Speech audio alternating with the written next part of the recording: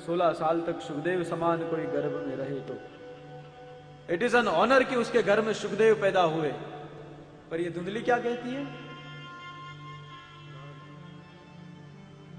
आगे कहती है कि एक कुमारिया, एक बच्ची प्रसूति का दर्द कैसे बर्दाश्त कर पाएगी, और निश्चय किया कि मैंने अपनी कोख से किसी संतान को जन्म नहीं देना। इतना सोच रही थी तब उसकी बहन आई।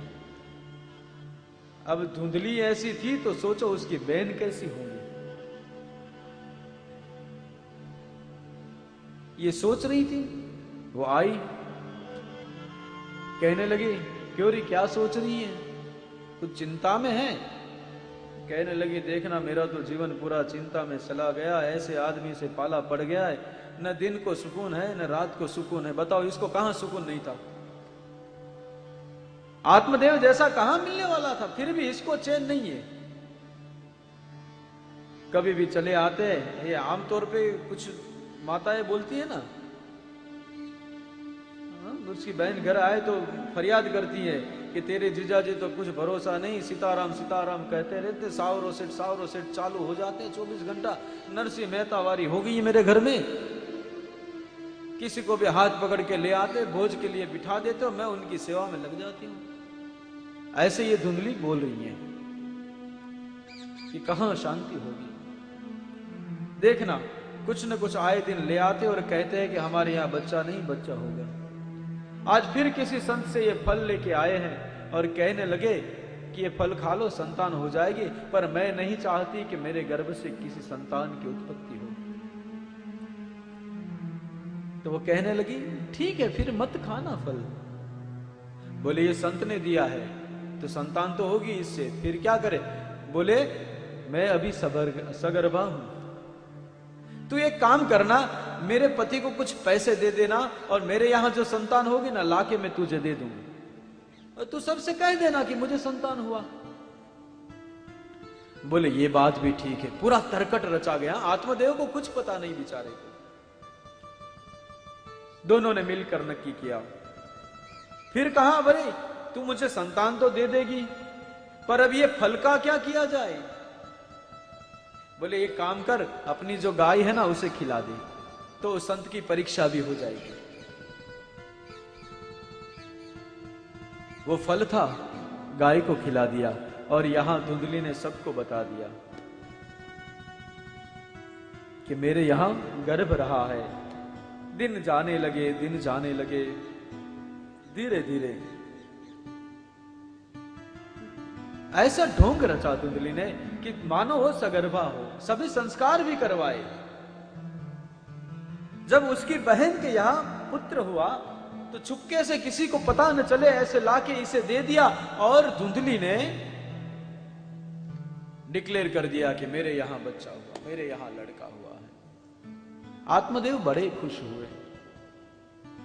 इतने सालों बाद अगर संतान की प्राप्ति होती है तो कौन खुश नहीं होगा। बहुत दान किए, विप्र को बुलाया, गायों का दान किया, और फिर आत्मदेव की जो गाय थी कुछ दिन गए तो उसे भी एक संतान प्राप्त हुई। ये ऋषि का फल था, ये विफल नहीं जाता। एक लड़का, एक बच्चा उसे भी हुआ, लेकिन उसके कान गाय के जैसे थे। अब दोनों के नामकरण संस्कार का वक्त आया। धुंधली ने कहा ये तो मेरा बेटा है, इसका नाम मैं रखूंगी। आत्मदेव कहते हैं मैं कुछ बताऊं? बोले तुम कुछ मत बताओ, तुमने इतने साल बहुत बताया है, अब मैं बताऊं वैसा करो। बोले ठीक है।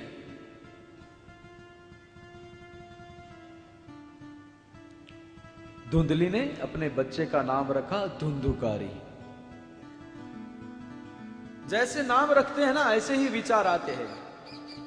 हा? आप प्रहलाद नाम रखोगे तो भक्ति करेगा,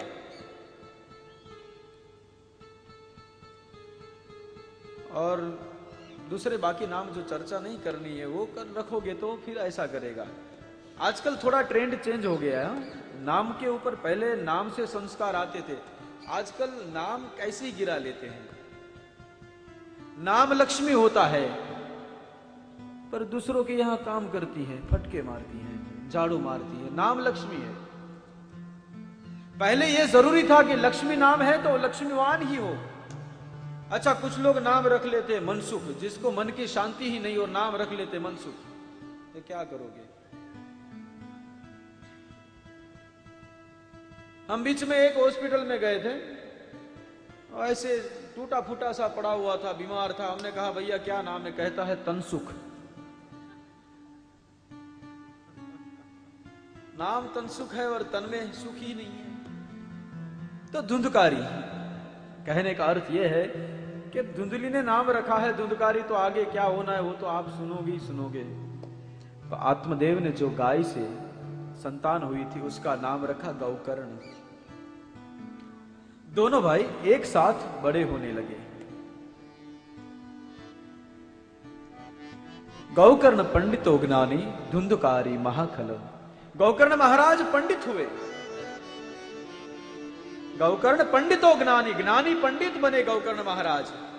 और धुंधकारी महाखल। क्या करता था? हिंसक शस्त्रधारी, हिंसक था, शस्त्रधारी था, जुआ खेलता था। और उसके सामने गौकर्ण महाराज पिता के साथ यज्ञ कर्म करते थे। अच्छा, गौकर्ण महाराज बाजार से निकले तो लोग उसे हाथ पकड़ के बिठा देते थे कि आओ गौकर्ण जी महाराज थोड़ी देर सत्संग करे। और जब धुंधुकारी निकलता था लोग दरवाजे बंद कर देते थे कि ये कहां निकला। क्यों? वो चलते चलते कोई बच्चा है तो उसको मारता था, कोई अंधा है तो उसको कुएं में डाल आता था। ब्राह्मणों के कोई लक्षण नहीं थे उसमें। शस्त्रधारी, शस्त्र रखता था अपने साथ में। दोनों भाई एक साथ बड़े हुए। अंतर कितना है? ये अंतर है, उसका कारण है कि गौकर्ण महाराज आत्मदेव की संतान थे और धुंधुकारी धुंधली की संतान थे। अच्छा, उससे भी आगे अगर एक बात कहे तो गौकर्ण महाराज गाय की संतान थे और धुंधुकारी धुंधली की संतान थे। अच्छा, एक की उत्पत्ति यानी गौकर्ण महाराज की ऋषि के प्रसाद से हुई थी और एक की उत्पत्ति पैसे से, लोभ से हुई थी। लोभ जहां आता है ना वहां पाप होता ही है। पैसे के लोभ में बच्चा बेच दिया था तो वो पैसे से लाया हुआ बच्चा था और एक आशीर्वाद से लाया हुआ बच्चा था, इसलिए दोनों में इतना फर्क था।